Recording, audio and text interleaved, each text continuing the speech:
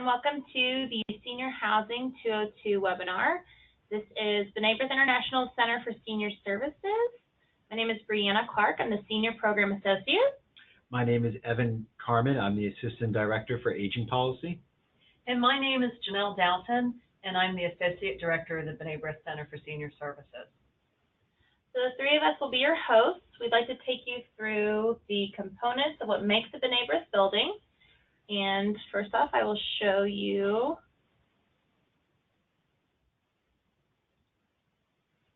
this map. So here you'll see the components, including the Department of Housing and Urban Development, sponsor, in which this case B'nai B'rith is sponsor, Board of Directors, Management and Staff, and residents. So what we'll do is we'll go through each, and to give you a better sense of B'nai B'rith, its role in the building. And the first thing you need to know is that B'nai B'rith is a sponsor of senior housing primarily through 2 HUD programs. So I'm going to pass it to Evan, and he will talk about those 2 programs. Great. The U.S. Department of Housing and Urban Development is a U.S. government agency created in 1965. It supports community development and home ownership.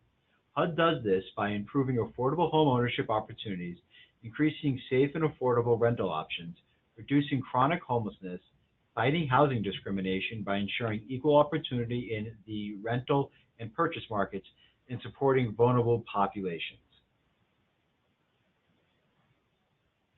The HUD Section 202 program was created under the Housing Act of 1959. At the present moment, this program is the only affordable housing for low-income seniors. The Section 202 program is a public-private partnership with the Department of Housing and Urban Development. Over the years, the federal government has financially assisted the private sector in building affordable housing for low-income seniors. In return, the private sector would be responsible for putting in the sweat equity to get the building off the ground. The B'nai B'rith housing community has benefited from the Section 236 and Section 202 programs. The Section 236 program was created in 1968 to help low-income elderly people. The program benefited from the program benefited the low-income community because the private sector received the mortgage with a 1% interest rate. HUD would provide a subsidy to cover the difference between the 1% rate and the market rate. In addition, rental assistance payments, also known as RAP, were established in 1974 to ensure that tenants' rental contributions did not exceed 25% of their income. It should be noted, only 20% of the units in the building could receive a RAP payment. And today, most of the RAP contracts have been converted to project-based rental assistance, or known as simply Section 8. The Section 202 program initially provided loans to the private sector at a favorable interest rate of around 3%. In 1965, Congress started providing rental subsidies to some of the residents who lived in the building. In 1974, the government offered Section 8 rental assistance, also known as project-based rental assistance, for the Section 202 buildings that capped residents' rent at 25% of income. In 1990, the financing of the Section 202 construction changed. Now, the federal government would provide financial resources through the Capital Advance Program. The money loaned to the private sector did not have to be paid back as long as the building was used for low-income seniors. In addition, the rental assistance would be done through what is now called Project Rental Assistance Contracts, or for short, PRACs. The Section 236 program was discontinued in the mid-1970s. The Section 202 Capital Advance Program was virtually discontinued from 2012 to 2017. However, we are very pleased to report that in the fiscal year 18 government funding bill, $105 million was appropriated for the Capital Advance Program. We certainly believe everyone's advocacy efforts in the B'nai B'rith community helped secure this funding. Today, 89,000 Section 236 units exist serving low-income seniors. Over 400,000 Section 202 units exist today, with the average income for a Section 202 resident, according to HUD, being $13,300 a year. In 236, in order to be eligible, individuals must be at least 62 years old. Income must be less than 80% of the area median income. Section 202, serving a slightly different population than 236, like the 236, individuals must be 62 years old. However, income must be less than 50% of the area median income. A vast majority of the residents who live in B'nai B'rith-sponsored buildings receive a rental subsidy from the federal government in the form of project-based rental assistance or project rental assistance contract. Both rental subsidies require residents to pay 30% of their adjusted income towards rent. While PBRA and PRAC have slight differences for the purposes of the federal budget, as it relates to the residents of Section 202 buildings, there are virtually no differences. And now I'll pass it off to my colleague, Bree. Great. So I'd like to transition now to the role and history of B'nai B'rith as a sponsor. But the first thing you need to know is what a sponsor is in general. So private nonprofit sponsors were the ones that developed and operated senior housing projects. These sponsors worked with HUD to secure the funding award that was used to develop a building. And so to give you a background on B'nai B'rith Senior Housing, we are the largest national Jewish sponsor of subsidized senior housing in the U.S., and this includes both the Section 202 and Section 236 programs that we've mentioned. Over the years, we've received 42 funding awards in 28 communities, and some of these communities have multiple buildings that serve as a campus. And our first building was in Wilkes-Barre, Pennsylvania, and it opened in 1971. So here you can see the list of B'nai B'rith housing locations. We have Allentown, Pennsylvania, Boston, the Bronx, Chislehurst, New Jersey, Claymont, Delaware, Deerfield Beach, Florida, Dothan, Alabama, Flushing, New York, Fort Worth, Tucson, Hot Springs, Arkansas, Houston, Marlton, New Jersey, New Haven, Connecticut, Nixa-Una or Schenectady, New York, North Hollywood, California, Pasadena, Texas, Peoria, Reading, Pennsylvania, Scranton, Pennsylvania, Sheboygan, Silver Spring, Maryland, South Orange, New Jersey, St. Louis, Missouri, and last but not least, Wilkes-Barre, Pennsylvania. So here you can see a mapping of all of the different locations. We're concentrated in the Northeast, and we stretch all the way to the West Coast.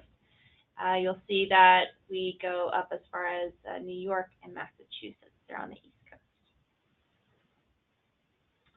And so in all, B'nai B'rith sponsors approximately 4,500 units. And our estimation is that this houses about 5,000 residents that call B'nai B'rith their home. So B'nai B'rith as a sponsor, we sponsor 38 buildings in 28 communities across the U.S. And through our network, we're able to utilize our mission-driven approach to provide training, support, and oversight. B'nai B'rith buildings were brought together by local B'nai B'rith lodges. And this was the localized and unique aspect of the Section 202 program. So many of these individuals who brought the buildings together went on to serve as the board of directors overseeing the buildings, and we have many who still serve in that role. The mission of B'nai B'rith Senior Housing is to provide seniors with quality, affordable housing in a secure, supportive community environment. And this is without regard to religion, race, or national origin in order to maximize their independent and dignified lifestyle. And so in general, to give you an overview of what the three of us work on and the Center for Senior Services spends most of our time doing is a few things. So training for the management professionals and training for members of board of directors.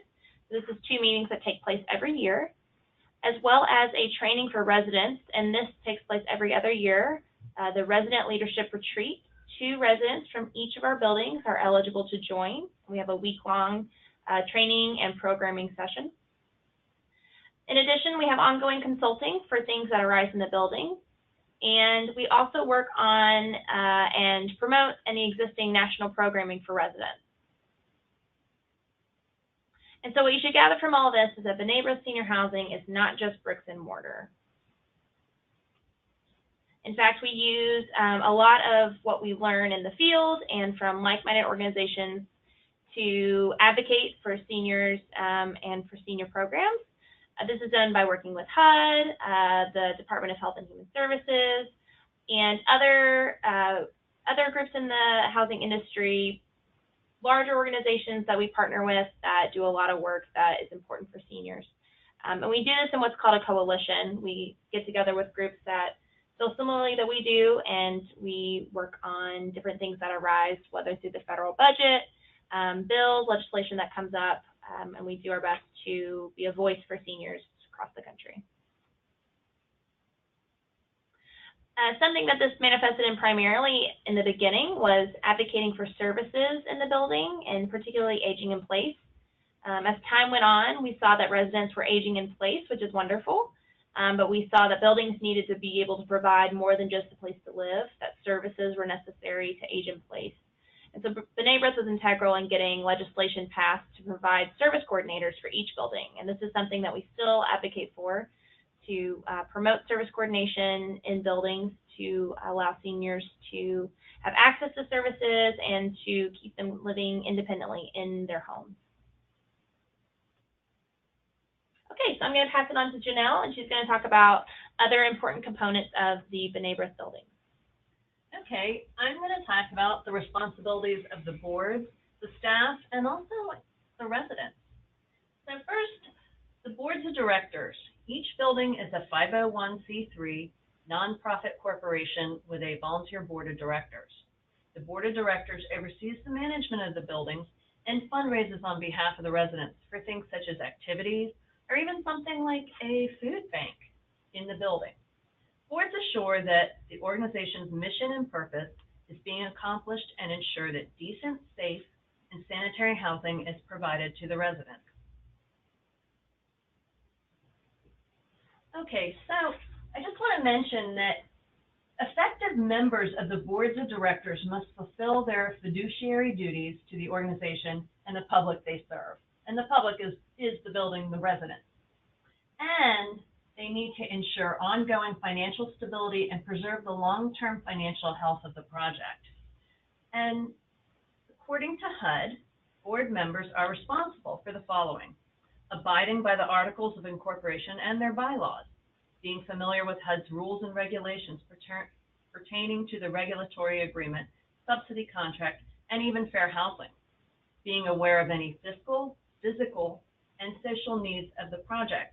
And really that's where they must have communication with staff and the residents, especially through the Residents Association. Managing the financial resources of the project effectively. Seeking and applying for additional resources when necessary. They can really play a role in applying for grants. Reviewing and approving the annual budget. Overseeing the performance of the management agent. Being an effective representative of the organization to the community. Because really the boards are the link to the community, to bringing community resources into the residents. Evaluating the organizational effectiveness, and that should be really done on an annual basis, and effectively overseeing management of the building. So, management staff. Each building is managed independently by either an owner or a management company. So, on-site staff is often comprised of a property manager. Larger buildings will probably have an assistant manager, maybe a certification specialist, a service coordinator, maintenance person or persons, and other support staff. So, who are the management staff? So the manager, assistant manager are responsible for collecting rent, maintaining the safety and functioning of the property, keeping waiting lists, and filling vacancies. They must comply with HUD standards for the overall condition of the building and the well-being of the residents who reside there. And that's where, as a sponsor, the B'nai B'rith annual training conferences are key to maintaining these standards of operation. Management also oversees the annual eligibility recertification for each resident living in the building under program requirements. Residents must show proof of income and assets in order to maintain their rental subsidy. And part of the staff is the service coordinator. The service coordinator is a social service staff person who is part of the project's management team.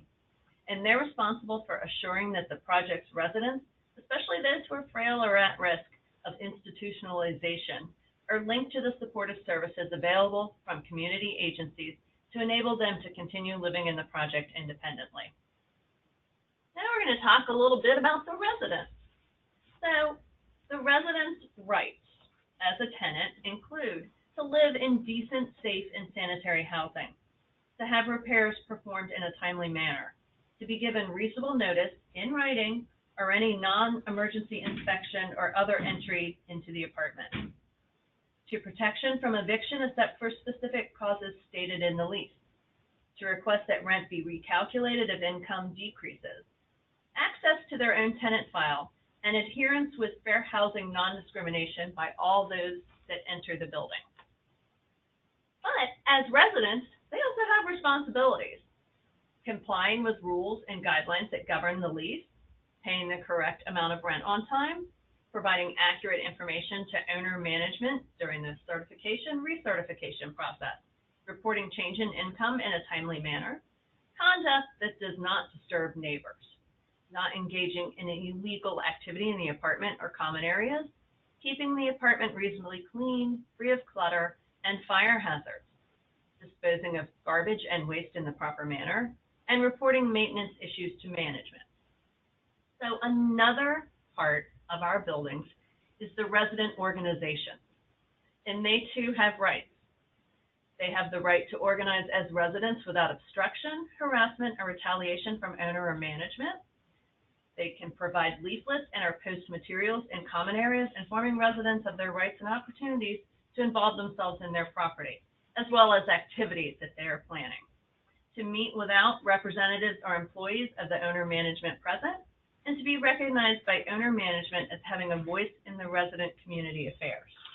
And I just wanted to mention that with resident organizations, or you can call them tenant organizations, resident councils, but really the resident organizations enhance the quality of life in the housing development. How do they do that? Well, there are benefits for the residents: enhanced mutual support, increased sense of community, and decreased isolation. And there's also benefits for management. They're going to have a better, more satisfying relationship with their residents, reduced resident complaints. The resident association can help management help in maintaining a positive image for the property, and creation of an orderly communications channel between management and residents. And if you look at the very end of this, we're going to have some resources from HUD of where all these materials can be located. And here we have our resident relationship map. So this is really all the components that make up a B'nai B'rith sponsored building.